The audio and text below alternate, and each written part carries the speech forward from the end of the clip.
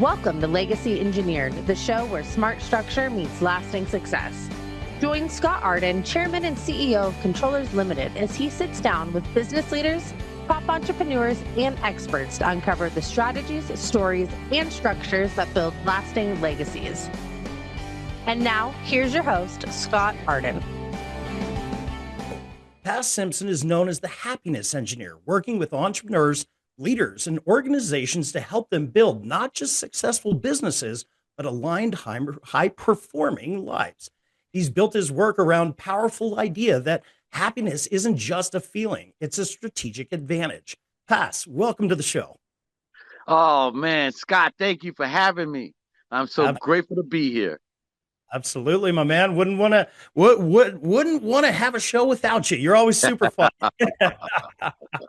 Awesome. Yeah. Well, I know you and I have known each other for many, many years, and you're known as the happiness entrepreneur. Yeah, happiness engineer, actually. Yes, And you call yourself a happiness engineer. What does that actually mean?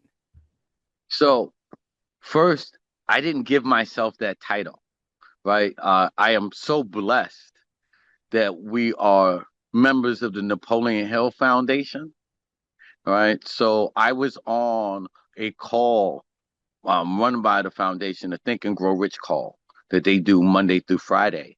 I was on this call for a few months, and I was, putting out my happy smile over the phone, putting out, at that time, just sharing my journey of what I was going through. At that time, I was going through a divorce, but still finding a way to smile through it. And someone says, "You're the happiness engineer." I go, I like that name.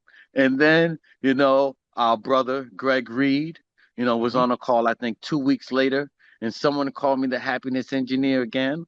And he liked that name, and then one of the people on the call, and I always got to give her this credit, Elvira Smith, said, if you want to be the happiness engineer, you have to become an expert on happiness.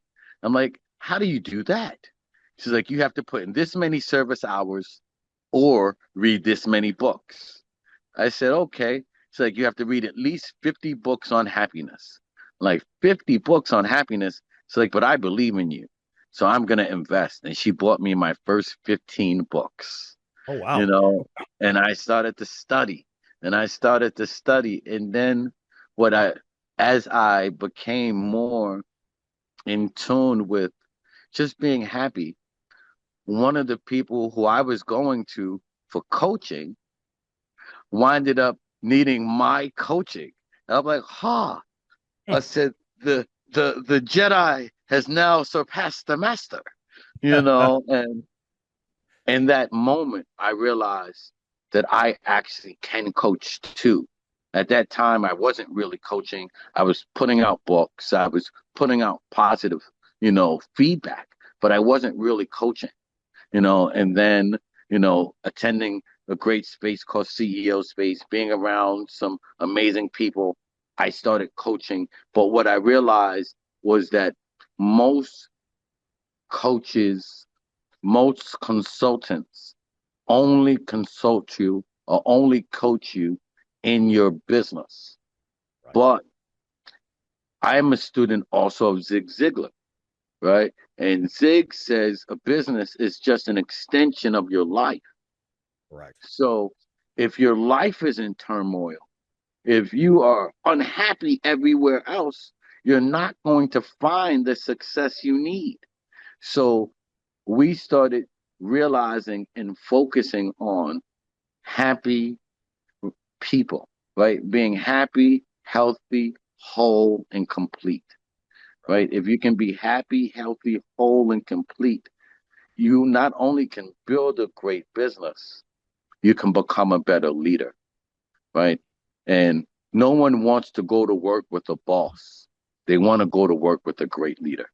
Absolutely. That's what essentially builds culture within the company, and a positive culture, not that, not that negative culture. Browbeaten boss versus saying, hey, let's get together and figure this out and let's go this direction, but we're all in it together.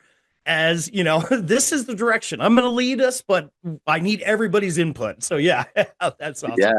My That's, my daughter used to watch this High School Musical, Zac Efron and them back in the days, right? And it was a song that was so simple, right? But it's if every business just adopts this silly Disney song, right?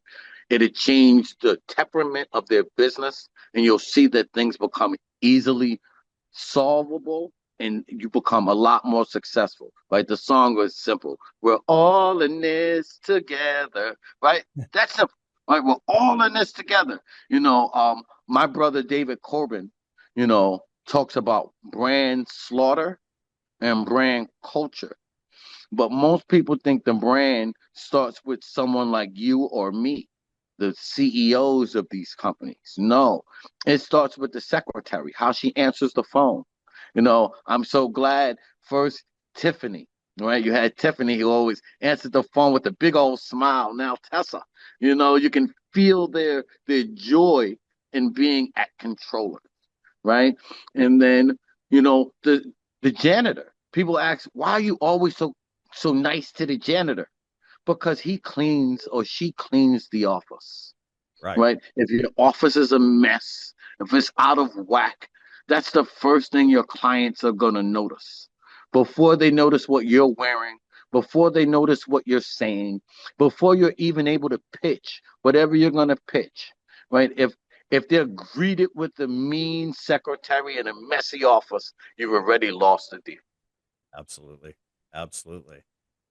Well, that is 100% true. That's we're always about building culture. I mean, one of the things that we work on in our company is the MEO meetings. Which MEO stands for massively improving outcomes, where everybody comes together and gets to put in their 2 cents or their ideas, their strategies, if you will. And so that's one of the things that we embrace at controllers, and we kind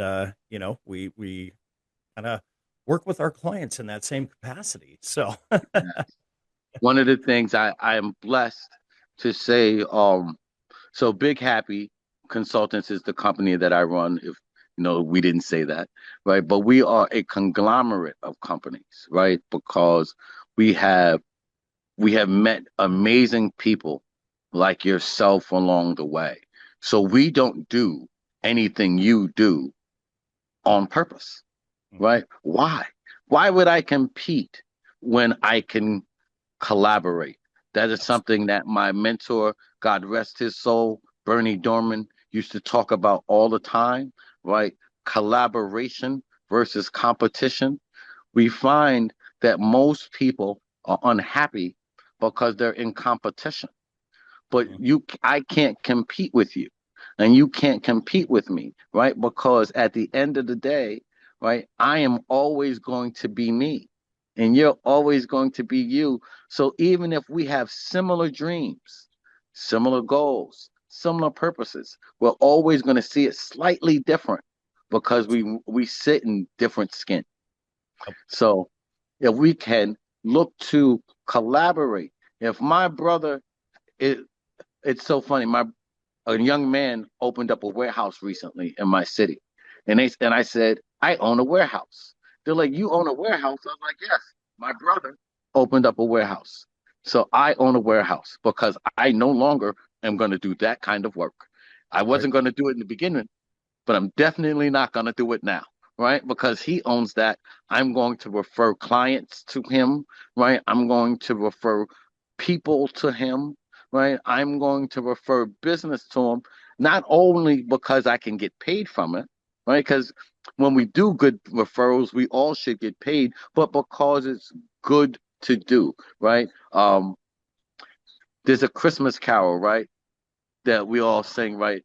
You know, every when it talks about Santa Claus is coming to town, right? Right. And there's a line in that Christmas carol I think we all forget: "Be good for goodness sake," Mm. right? And we just be good for goodness sake, right? There's so many rewards that come from that. There's so many great things that come from that. Just being good for goodness sake. I've been blessed to be able to meet most of your staff, right? By phone or, because I was good for goodness sake, you're like, hey, work with Pass. Hey, and I had a great conversation with one of your guys in operations. I won't give the name right now, but one of the reasons he calls so often is because I've been good for goodness sake to the boss, right? Right. And not, and this was before controllers existed, right? Like I saw something in you and I said something to you. What you Yes, do with it is up to you. But you can't say, I didn't show you love, didn't give you a smile, and haven't been here to support you all along. absolutely. Absolutely. Well, and you know what's crazy is we're coming up on our 10-year anniversary of me leaving Laughlin. Wow. Ooh, Wow. I shouldn't say that name out here, but I did. Whoops. But yeah, Wow. coming up on 10 years. And I'll tell you what, this is definitely one of the best decisions that I've made. There have been challenges, obviously, but one of the things that we always learned in, the space was persistence, reach out, ask for help, right? I mean, there's teams around you and I do the same. I'm like, hey, Pass, I got a quick question, or hey, let's have a conversation, right? So absolutely. Well, that's cool, man. Yes. Yes. The greatest thing that great leaders know, right, is it doesn't hurt to ask for help. The quote from my book actually is a helping hand will always ask for a helping hand, Right. right? If you know you're helping someone else, right? And controllers is helping. Legacy, you know, this podcast is helping, right? So to ask for a helping hand isn't because you need help, but because the world needs help, right? And we can't do it alone. We can't do it alone. If more of us ask for help from more of us, just think of how far all of us could be. Absolutely. Absolutely. Well, and that's, a lot of that is one of the things is, sometimes I guess you say pride gets in the way. You don't want to reach out and ask for help, but it's absolutely imperative. I mean, teamwork, right? It's building a team, and whether they're a direct team or, uh, you know, uh, uh, uh, just a good mentor, a friend, a colleague, and being able to reach out and just say, hey, what are some ideas to consider, right? I mean, that's really what it is. How do you create environments where people actually grow, right? Yes. I mean, entrepreneurship can be lonely, right? Building a business can be lonely, right? Especially when you are the boss, the CEO, the owner, whatever title you want to call yourself. My company, we don't have a CEO. I call myself the LDP, the lead dream protector, because Ah, every business started off as a dream, right? And every business owner, right, is a dreamer. We have to protect the dream and the dreamer. So, but no matter what, when you're building a business, it can be lonely if you don't build a support system, right? That was the one great thing that space provided was a support system for entrepreneurs. You can walk out with a friend, an accountability partner. My accountability partner for the last 10 years has been Millie Weaver, who was the greeter when you walked into the space, you know. absolutely. So when you have someone, not only to be accountable with, to be accountable to, right? You find that, you know, it's harder to fall, right? Because that person has your back, and even if it's just to say here, you're you are not alone, right? That now I'm about to get me singing Michael Jackson. You are not alone. I am here with you, right? If all they say is that, like this, I know there's been conversations when you first started controllers. That's all I said to you. Right. Like, you're not alone. You got this. You Yep. know what I mean? Like, I believe in you, you know? And Yeah. there's been there's been times I've needed that from others, right? Because business is not a straight line. It's ups and downs, right? There's been times when we had more money than we could spend, and there's been times where, thank God for things like sponsors. Right? Absolutely. Right? So it's it's all an ebb and flow. But if you only surround yourself with employees, and there's nothing wrong with employees, but they don't have the same struggle. Like when I can't pay a bill, it doesn't just not pay my bill. I may not be paying the bill for 4 or 5 people, right? Because we are responsible Right. for their well-being and their livelihoods, right? When there, it was funny. I had an employee ask me one time because I was homeless. They're like, "How are you paying all of our bills and you're homeless?" I said, "Because my company is worth more than my home. Like, like I got to keep the bills going, like Right. everything." And I was only homeless for 2 days. It was a mix-up and a mishap, but it didn't matter. Like I was in the park for 2 days. I could have been anywhere. That's just me also being cheap. So please take this story with a grain of salt. you know. But uh, I'd rather pay for my supporters, Mhm. my employees, because I don't consider them employees, my teammates. I'd rather make sure everyone was taken care of than to be in a space where I feel like we can't move forward, Right. right? And so, as the leader of the pack, that's a responsibility that I wear that no one else has to. No one else. They didn't even the ones that were out of state didn't even know what I was dealing with. Someone just happened to tell. And I'm like, "Hey, why'd you tell?" Mm. They're like, "Cause you take care of us." You know, Yeah. that's why it's important, right? To Right. have other leaders, other owners, other people, but my story is no different than someone like Scott, who invented the online stock ticker. He was sleeping in his car, you know, and passing out. He got to his last $150, right? Passing out his resume, putting it in the tops of pizzas, as he was going through Silicon Valley and delivering the Okay. pizzas, Yep. and it wasn't until the second to the last pizza, right, that someone actually read the resume and he went from sleeping in his car to being a multimillionaire in weeks, Hmm. right? But if he didn't have the right support system, if he didn't have the wife that he had, if he didn't have the people around him, he might have given up, 3 feet from gold. He Right. might have given up and went and got a job. That man has told us he's only had three.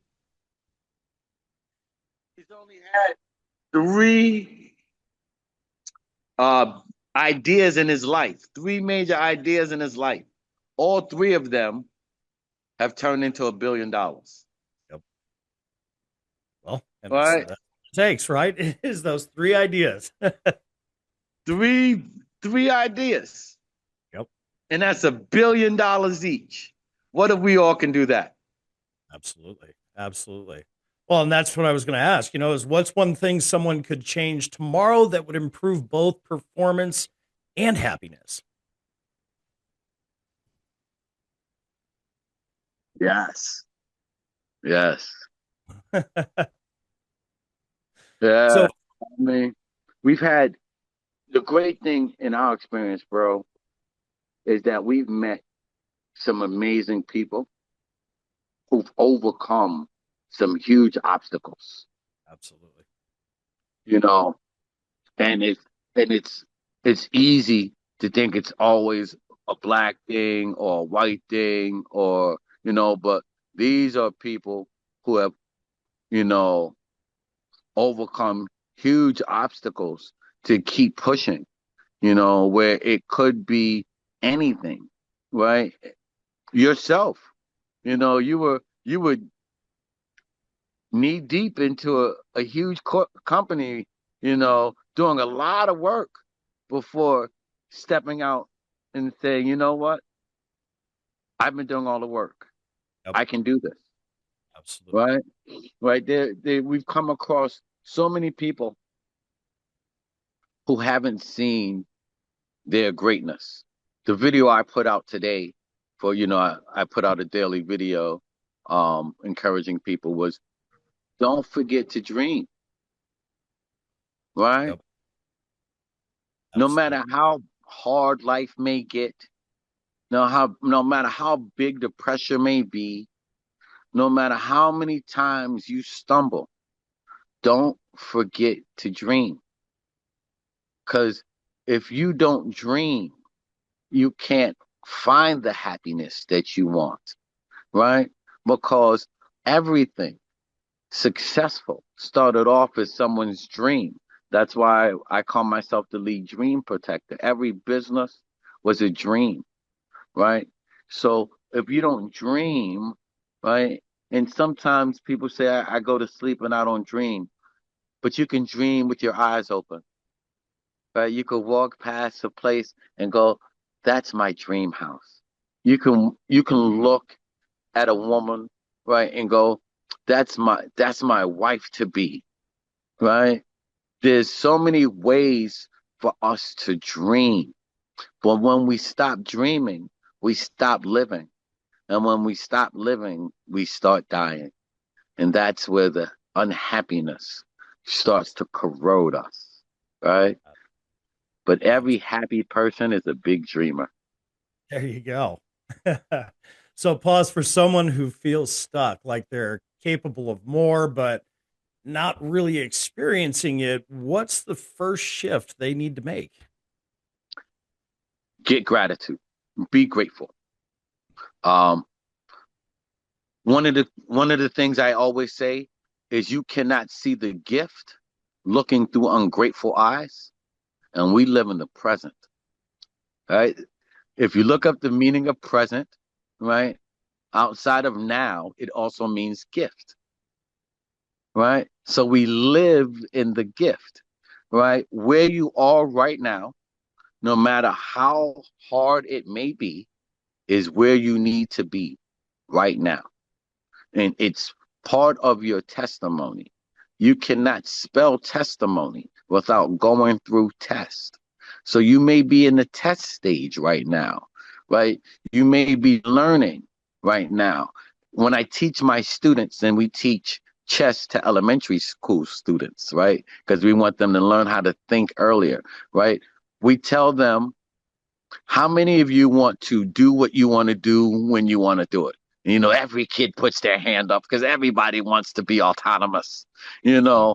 And I go, you know what you have to do first? And they say, what? I say, you need to thank your teacher. And then they look at me and they go, why would we thank the teacher? I said, because in order to earn, you have to first drop the L. They're like, what? I'm like, you have to learn to earn. So you have to be willing to be a grateful student, right? So if you are in that stuck phase right now, be grateful right now. Start to write down the things you are grateful for. So many of us go into a Monday being miserable, right? But if you ever seen any of my videos, you'll hear me say, thank God it's Monday, right? The first day of the work week. Thank God it's Monday, the first time to be able to make my presence felt. Thank God it's Monday, the first day to make a deposit into my bank account this week, right? If we change the way we look at things, the way we look at things change, you know, and that's the first part, right? Just being grateful, being able to write down what you're grateful for, and then writing down what would you do if there was no money coming in and there was more money than you can spend. What would you still be passionate about? And then get busy, right? Chase that passion, turn that passion into profit, right? Get out there, you know, tell the world not who you are, but whose you are, who you're serving and why you're serving. Write down who your ideal avatar is. Many of us lose because we don't know who our customer is. We say our customer is everybody. I am not Nope. here for everybody. I am not here for everyone. My personal manifesto allows me to free myself. And let me give it to you. I love me.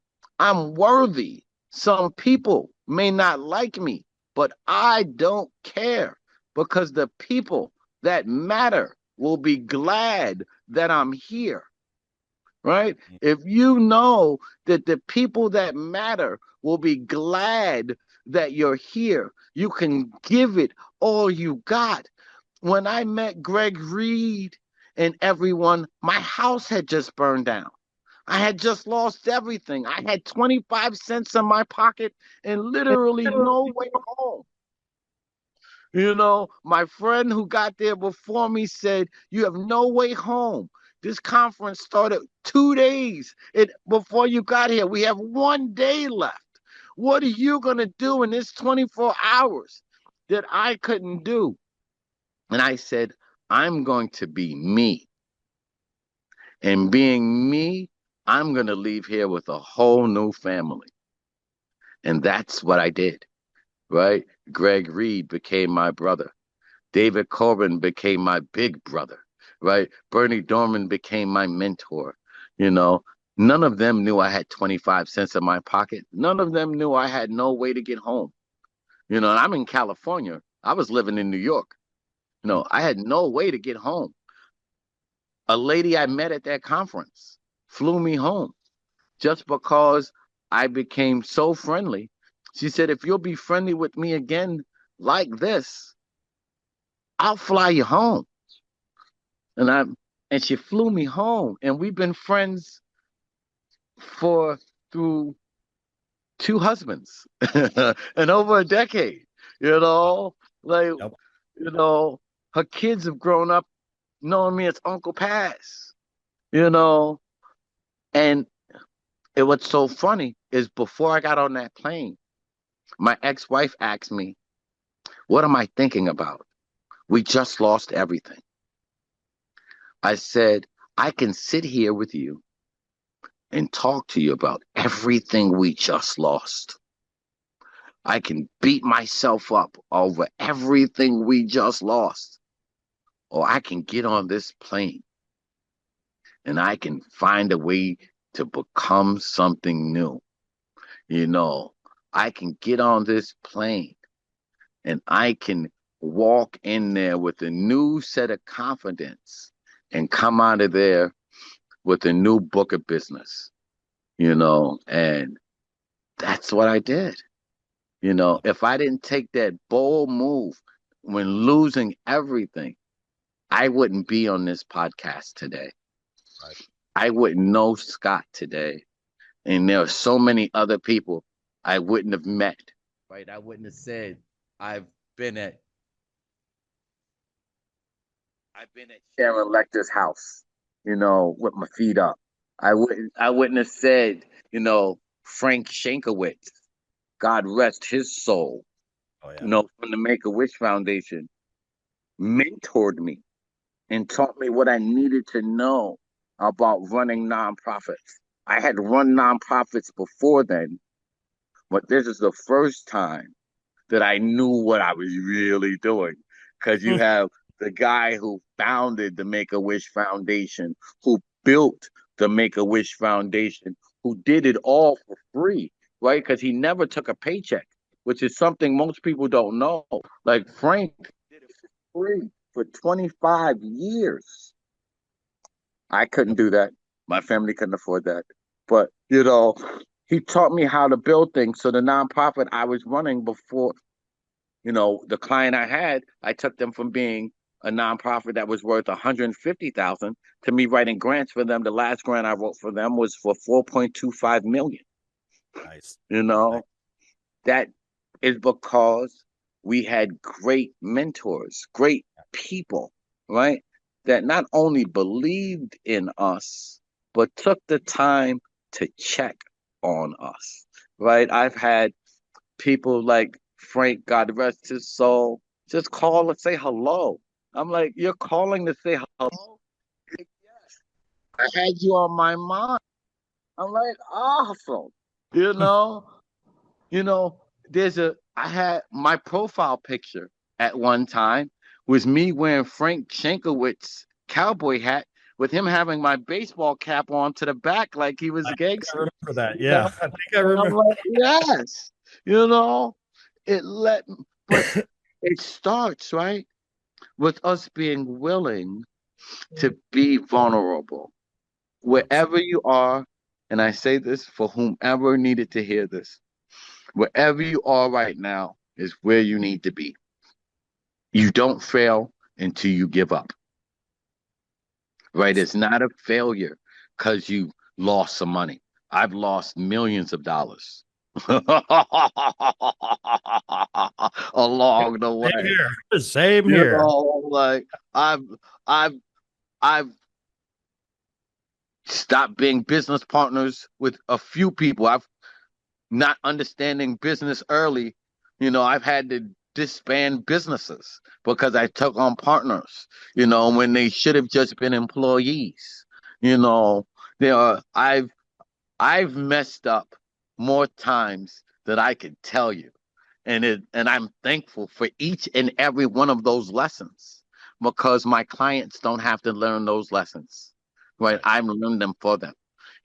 My clients don't have to bang their head as hard as I did. I've already hurt myself. Right? My clients don't have to do what we've done, right? Not only because we've done it, but because we have a bevy of resources that we can call. So if I haven't done it, someone I know has. Someone, our main business is lending money. So someone goes, how do you lend money when you don't lend it out of your own pocket? I said, that's how. I'm like, first of all, no one lends out of their own pocket, not even the bank.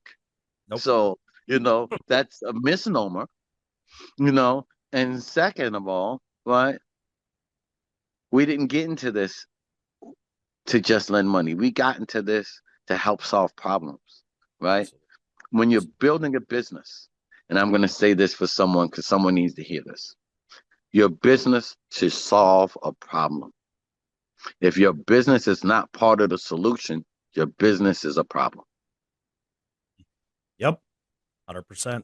100%. I appreciate you saying that, man. Yeah, And and that's why most of us are I'm stuck. sure that will resonate with quite a few people. That'll resonate with quite a few people. That's why most of us are stuck, right? Right. Most Right. of us, when you get stuck, is because you forget what part of the solution you play. You forget, that your business is a blessing to someone. Like someone asks me, who am I? And I tell them all the time, I'm the blessing. Like, what do you mean you're the blessing? I'm like, that's what my business focuses on, being Mhm. a blessing, solving problems, erasing obstacles, right? They're like, so what do you bring to the table? I said, the table. Like, what do you mean? I brought the table. Like, what do you mean? What do I bring to the table? When most of us can get like laser focused on just being the solution, we can never get stuck because there's always a new problem to solve, Mhm. right? There's, especially now with AI, there's always, there are people losing jobs all the time. There are Fortune 100 CEOs who are who are for the first time in their life without a job, Mhm. you know? So there are new problems to be solved. You just have to decide if you want to be part of the solution. Absolutely. Absolutely. Well, awesome, man. Well, this is Legacy Engineered. So I ask every single one of my guests, what does legacy mean to you personally? What does that look like to Pas? Oh man.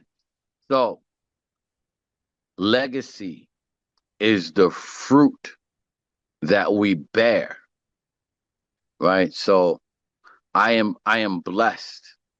So, and I'm big on that Mhm. because my mentor, my big brother, one of the few people I allowed to call me son that wasn't my mother, Bernie Dorman, had 200,000 students when he passed away. 200,000 students. Think of that legacy, right?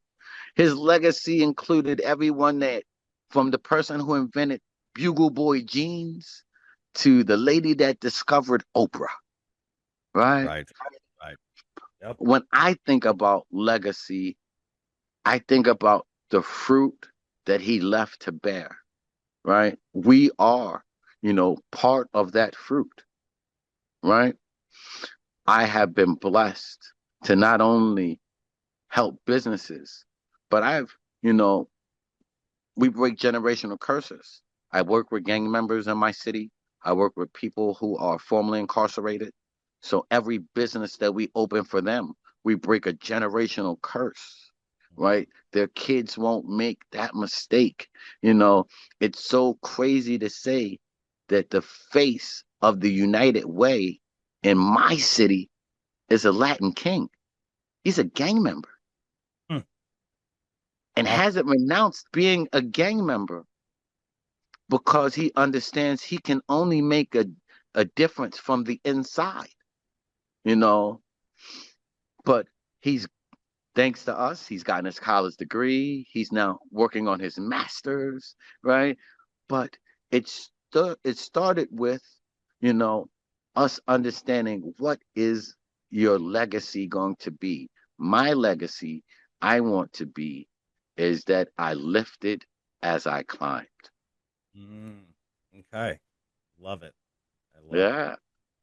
Well, right on, man. Well, Pas, I appreciate you coming on. This was one of those conversations that challenges how people think about performance, purpose, and what it really means to build a life that works. And for everyone listening, success without alignment, as Pas said here, success without alignment burns out. Happiness without direction drifts. The goal is both, right? Isn't that what we're all after? So, to our listeners, if this conversation sparked something for you that you're ready to take the next steps towards protecting what you're building, structuring how you're thinking about your business and your happiness in this case, and design a lasting legacy, we invite you to schedule a complimentary consultation with our team. Visit www.controllersltd.com to book your session and start building with intention. Thank you for tuning into Legacy Engineered. And until next time, keep building with intention and engineering a legacy that lasts. Thanks, boss. Oh man, thank you for having me. And if you don't book a call with controllers, you are missing out. I guarantee you. Well, I appreciate that, my man. Thanks for listening to Legacy Engineered. For more episodes and to connect with Scott and the team at Controllers Limited, visit controllersltd.com. You can also follow Scott on Instagram and LinkedIn and start building your legacy with confidence today.